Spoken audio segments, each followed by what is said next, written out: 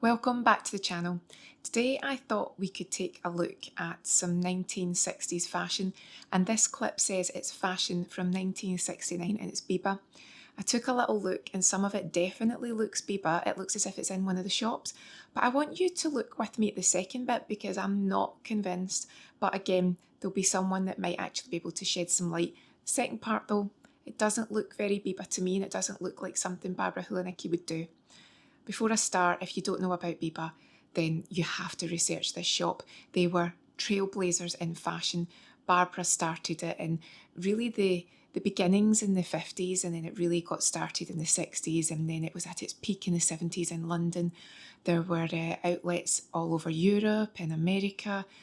Twiggy modelled for BIBA, so many big stars. They had concerts in the top levels of the last store that they had in London. That's because I'm in Scotland. In London, they had a beautiful Rainbow Room restaurant. They had rooftop gardens. You have to check it out. It's like another world, and yet it was only 40, 50 years ago. So this is from 1969. I was fortunate that I did a podcast with Barbara during lockdown and we kept in touch for a while, so I got to pick her brains about a lot of this. So I have no doubt that if she sees footage, she will actually take a look because she actually really enjoys the history of BIBA.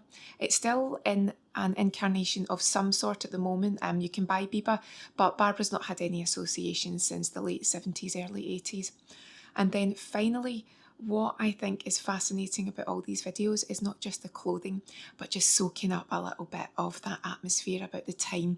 So if you have any memories of the 60s, let me know. Or if you, like me, would love to jump into a time machine and just experience it for a day, I'd love to know, because I look back and think, oh, I'd love to go to Carnaby Street and just see what it's like, and I'd love to just go into the shop. Probably wouldn't fit in anything because the sizes were smaller then, but who cares, I'd buy a lipstick. So this is Fashion from BIBA 1969. I've kept it silent because it's got a Beatles soundtrack and I do not think we would get away with that.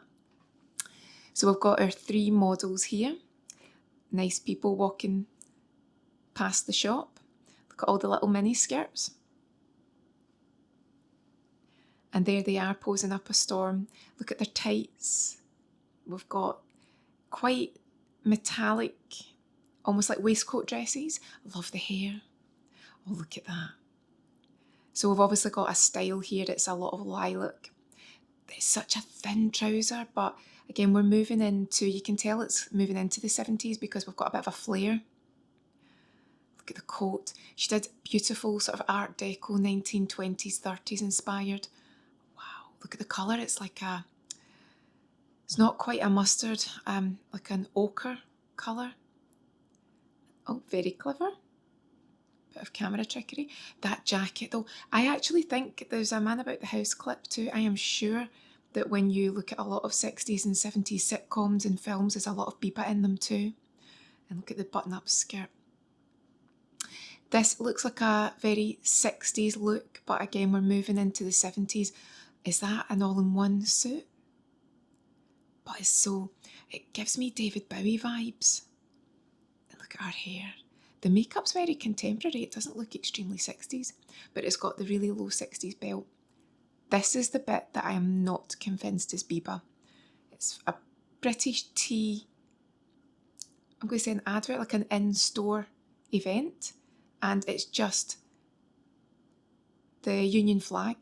I know they call it the Union Jack, but I think it's the Union flag, and it's just all about British tea, and I just cannot imagine. So it says it's Carnaby Street.